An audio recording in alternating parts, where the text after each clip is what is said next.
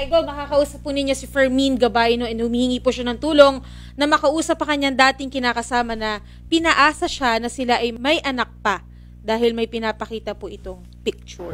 Yung pala, hindi nila anak yon. Suporta siya ng suporta sa bata na hindi naman niya pala anak. So, Picture po ito, Idol, ng kanilang kapitbahay. aha. Pero yung anak pala, namatay o nakunan ba? Sir Fermin, magandang hapon. Magandang hapon po, sir. So pinaasa ka ng pinaasa nitong girlfriend mo na anak mo yung sinusuporta mo samantalang hindi. Okay. Nakunan ho ba yung girlfriend nyo? Yun po ang sabi niya, sir. Nakunan daw po pag 8 months na. Bakit magkalayo ho ba kayo? Magkalayo po, nasa probinsya po siya. Umuwi pa siya noong January. Sa probinsya. Nadidistract ako dyan sa background, sir. Si Manny Pacquiao ba yan? Nasa likod niyo, sir? Opo, sir. Coco Martin sa kalendaryo po. Nakadistract. Kala ko nakalakad. Magkalayo kayo and then sabi ni girlfriend, buntis siya. Ang hindi mo alam, nakunan pala siya. Opo, sir. Tapos sabi niya, nanganak na ako, darling. At support naman na itong anak natin. Yung pala, nakunan at hindi sinabi sa'yo yung totoo. And then, ang pinapakita sa'yo na baby nyo kuno, picture ng baby ng kapitbahay. Opo, sir. Ganun po, sir. Tapos nagbibigay ka sa kanya ng tulong buwan-buwan para sa bata. Naghihingi po. Linggo-linggo po, sir. Nagpapadala ako ng 1.5 para pasuporta po sa bata at sa kanya. Scammer to. Kailan niyo po nalaman na lahat itong kasinungalingan niya na bulgar niyo? Kailan? Nitong November 4 lang po, sir. Nakita ko po sa Facebook nung kapitbahay niya. Kasi gumamit po ako ng ibang account para malocate ko kasi naka-block po ako lahat Saka mga pinsan niya. Doon ko po nakita ang lahat. Kaya tinanong ko doon sa ina ng bata, ba't nandyan sa'yo ang anak ko? Sabi ko, anak ko to. Hindi ito kay Maridel. Kaya doon ako nagtaka. Pareho ka nagtaka. Sabi mo, ba't nandyan yung anak ko? Sabi tayo, akin to anak, sino ka ba? Okay. Yun ang tanong sa akin. Nagalit pa sa akin yung babae. Pinagalitan ka pa. Okay, ano sabi mo, sir? Sabi, mahiya-hiya naman kayo. Ang sabi sa akin ng babae, anak ko to, inaangkin nyo. Naloko na. Agoy. Anong sabi po ni girlfriend? Umamin naman po siya na yung anak namin namatay pala. Sinabi mo ba sa kanya, sir, na binabawi ko na yung mga pera na bigay ko sa iyo? Sinabi ko sa kanya, sabi ko yung manapadala ko, gusto kong bawiin na lang. Ano sabi niya, sir? Ang magbabayad naman daw siya, pero hindi naman nagpapadala. Ang hindi ko pa alam, sir, may asawa pala siya doon sa probinsya. Jesus! At nagkasabuatan pa sila. Kasabot yung mister. Baka naman, sir, hindi mo talaga siya nabuntis. Pero may nangyari sa inyo, nitong si Maridel. Mayroon po, nabuntis ko po siya. Kasi umalis yan dito, 6 months na ang tiyan niya. Nagsama kami dito sa Maynila. Hindi niya inamin sa iyo na meron siyang asawa. Akala mo dalaga siya, kaya pinatulan mo. Akala ko, dalaga siya. Single mother daw siya, may anak siyang isa. Paano mo nalaman na ikaw nakabuntis? Baka naman, iba yun. Kasi po, naglibing kayo? Nagsama talaga kami. Nagsama. Alam ko po na sa akin yun. Okay, sige. Kausapin na si Atty. Garrett. Kung sakali man pumalag itong si babae at gusto i-demanda ni sir, anong pwede may kaso? Atty. Garrett, magandang hapon. Yes, sir. Magandang hapon po, sir. Alright. Itong kanyang naging girlfriend, nabuntis niya and then yung si girlfriend nakunan. Pero later on, sabi ni girlfriend, ito na yung baby natin, ang anak na ako. And then supportahan mo na itong baby, padala ng padala itong tao, hindi niya alam, yung pinakitaan na pala siya, picture ng kapitbahay. Baby ng kapitbahay. Anak pa rin kumpare, sir. Pati yung kapitbahay tuloy na galit sa kanya. Pinagalitan siya.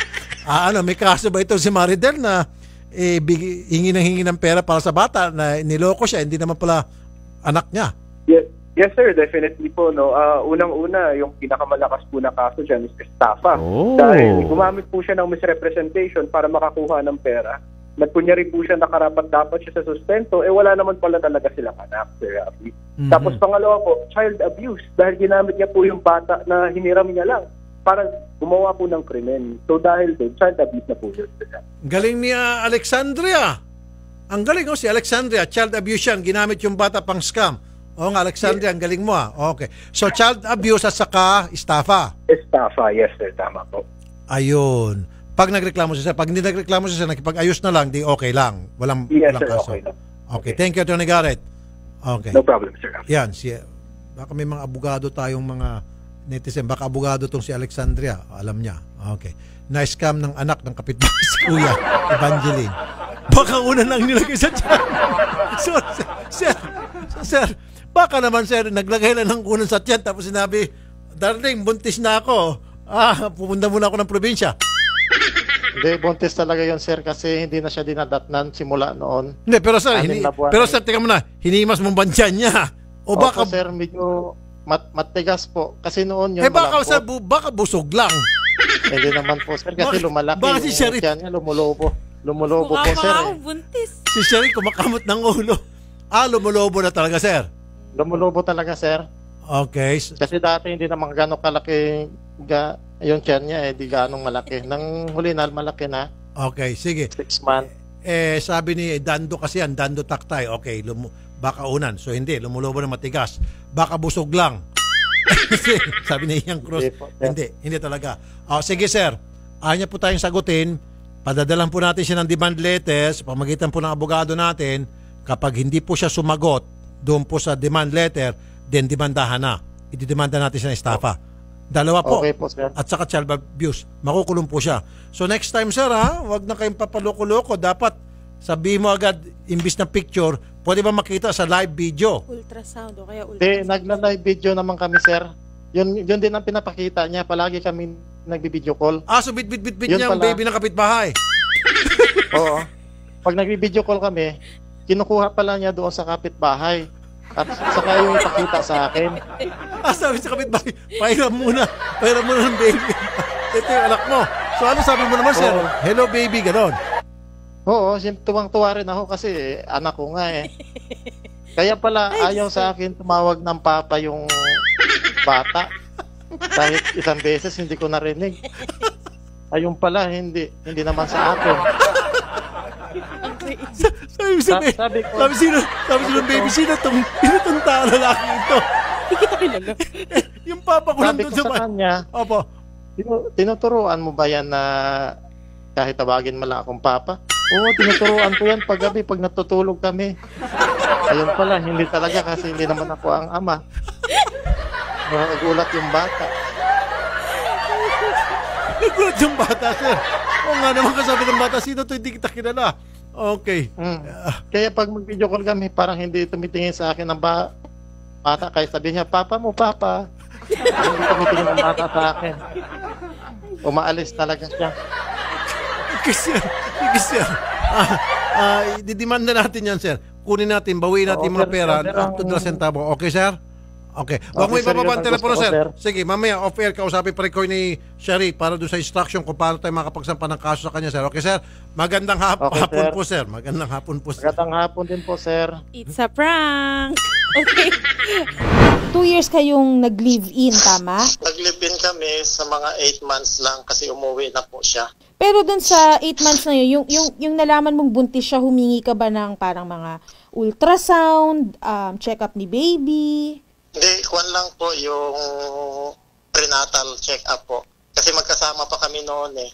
Nangupahan din kami ng bahay eh. Matagal-tagal din kami nagsama. Binibilang ko ng mga vitamins para sa bata at para sa kanya. Kasi high blood po yun. Binibilan ko rin ang pang high blood niya.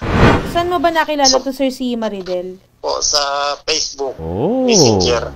Okay, tapos taga saan po ba kayo? Taga Romblon. Si Maridel? Sibuyan Romblon po. Taga Surigao po. Malayo. Malayo po. Dito kami sa Maynila nagkita. Ilang months kayo nagligawan?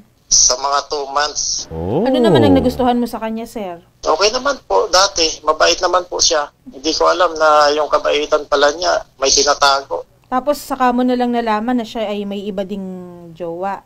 Oo, ngayon ko lang nalaman. Kasi sinabi niya sa akin, nakita ko na yung lalaki. Sabi niya kapatid niya. Manoy ang tawag niya eh. Pag nagbibideo pala ko, nandun din yung lalaki. Sabi niya si Manoy, kapatid niya. Pinakausap ko rin yung lalaki. Sabi ko, kamusta naman si Maridel? Sabi niya, okay naman. Yung anak namin, ang gusto ko sana noon, paggawa ng rehistro kasi hindi niya ginagawa ng rehistro. Yun pala, hindi naman talaga pwede kasi hindi sa amin. Yung lalaki pa nga po yung humahawak ng bata pag minsan nakikita ko eh.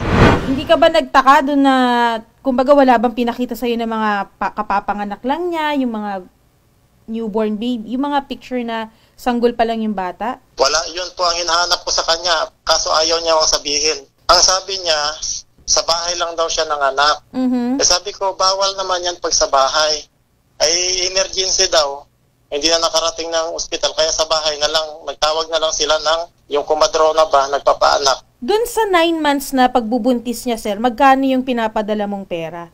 Malaki-laki na ma'am, simula nung February 2019 hanggang November 2. Magkano, sir?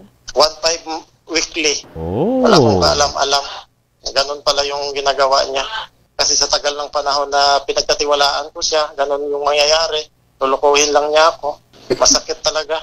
Kaya gusto ko mabigyan ng hustisya yung nangyari. Naluloko niya sa akin. Susubukan pa rin po natin na hanggang Lunes po kukontakin po natin si Ma'am Maridel. Pero sir, ngayon pa lang po ba, meron po ba kayong gustong maibigay na mensahe po para kay Miss Maridel Lagua? Kung sakaling mapanood niya po ito? Hoy Maridel, bakit mo nagawa sa akin ito? Minahal kita ng sobra, tapos ganito lang ikaganti mo. Ang gusto ko magharap-harap tayo at para malaman ko yung totoo. Kung ano talagang totoong nangyari. Pag nagharap tayo kay Idol Rapi, doon mo sasabihin ang lahat. Paliwanag mo sa akin kung bakit mo nagawa yan sa mahabang panahon. Attorney? Opo. Yes, Shari. Oo. Ano po kaya ang pwede nating maibigay po na payo dito, attorney? Yung ginawa po niyang, kumbaga, pinapakitang bata po ay sa kapitbahay. Hindi po pala anak nila yon, attorney. Sige. Ang first step lagi kasi dyan, kapag may money tayong kiniklaim kahit kanino for whatever reason, is mag-send mo na siya ng formal written demand letter. Okay. No, ang nakasaad dun sa demand letter, gusto niyang maibalik yung perang binigay niya sa kadahilanan na akalang niya kailangan niya suportahan yung babae.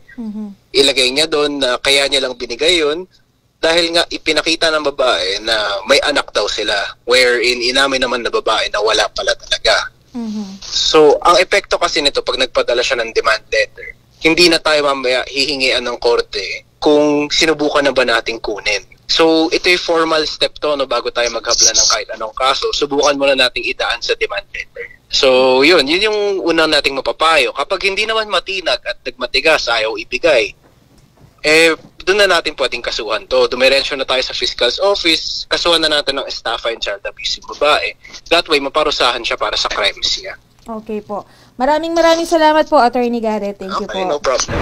Sir, yun nga po, gaya po ng sinabi ni Attorney Garrett, padalan po muna natin ng demand letter kung sakali po para po lumutang po itong si Maridel Lagua. Okay, sir? Tutulungan po namin kayo, sir. Huwag po kayo mag-alala. Tutulungan po kayo ni Idol Rafi. Andito po kami. Maraming salamat. Kapag hindi po sila, sir, lumutang sa amin, sir, itutuloy niyo na po yung pagsasampa po ng kaso. Opo, ma'am. Itutuloy ko po, ma'am. Noted po. Sir Fermin, maraming salamat po and ingat po kayo palagi, sir. Sir Rapi, salamat po. Kahit paano lumuwag yung dibdib ko, nabunutan ako ng tinik. Maraming salamat po, Sir Rapi. Mga kapatid, meron na po tayong 17.1 million subscribers sa YouTube channel ni Idol Rafi. And sa mga nagtataka po kung bakit hindi po kayo nabibigyan ng notifications from Rafi Tulfo in Action YouTube channel, make sure po na nakapindot po kayo dun sa bell button. Select niyo po yung all para lagi po kayo nabibigyan ng notifications from Rafi Tulfo in Action YouTube channel. Rafi Tulfo, isang taong hindi ka iiwanan. Basta nasa tama ka, ilalabang ka ng patayon. Kahit na sariling reputasyon niya ang itaya, ipagtatanggol ka niya kahit siya ang mapahiya.